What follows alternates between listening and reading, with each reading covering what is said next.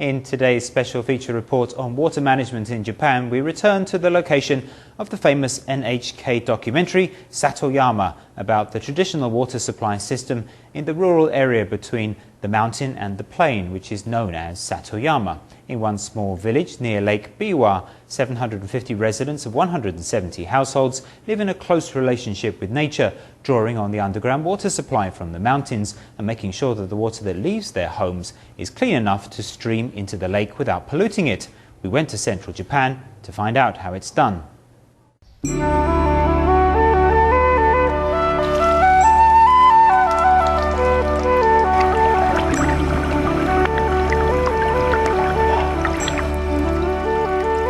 Here in central Japan, the delicate and beautiful Baikamo flowers bloom underwater all year round. This small community is in the Shin-Asahi district of Takashima in Shiga Prefecture, not far from Kyoto.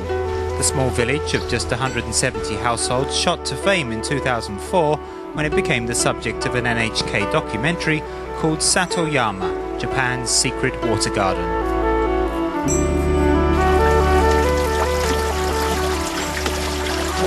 Satoyama is the Japanese word that describes the area of land between the mountains and the plains. The homes in Takashima draw their water from the underground supply that comes from the mountain range on its way down to Lake Biwa.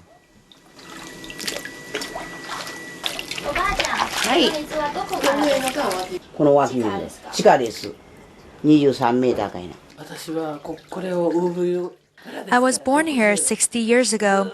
I drank this water growing up, and my mother and father did too. We've lived like this for many generations, 200 years. There's a 200-year history.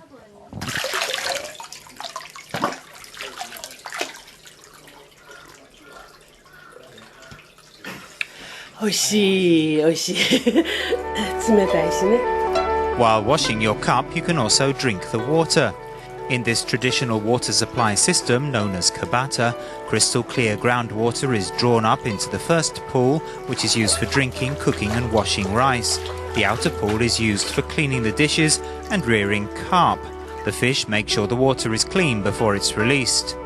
We put soup or leftover food in here, which the fish eat up.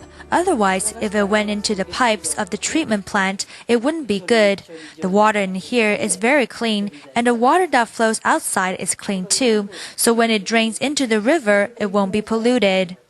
Miss Fukuya has been using the traditional Kabata system for 60 years. The villagers keep a watchful eye on the quality of the water leaving their homes, making sure it's not contaminated. 2 or 3 households share a channel, so if dirty water is tipped into the drain, everyone knows about it.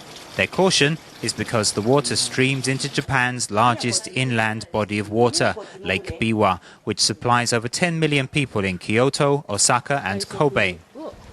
We collect used cooking oil and recycle it into this soap, which we reuse in the kitchen, so it's called recycled soap. This doesn't harm Lake Biwa so much. It looks clean today, but Lake Biwa used to have an algae problem. On the surface of Lake Biwa, it looks like 2 to 3 kilometers of red algal bloom was caused mainly by household wastewater directly discharged into the lake. There was also industrial and agricultural wastewater. Halting the algal bloom was not easy. The first step was to stop phosphorus and nitrogen polluting the water. To stop the algal bloom getting worse, there was a campaign to use soap instead of detergent. Because of the housewives' campaign, they put pressure on the Shiga Prefecture government to enact an ordinance. The local movement grew into a national phenomena as other prefectures followed suit in passing new wastewater controls. But as the Lake Biwa algal bloom situation improved, new problems of invading species of fish and overgrowing waterweed appeared. Restoring the damaged ecosystem may take decades, but the Japanese people have taken the lessons of Lake Biwa to heart.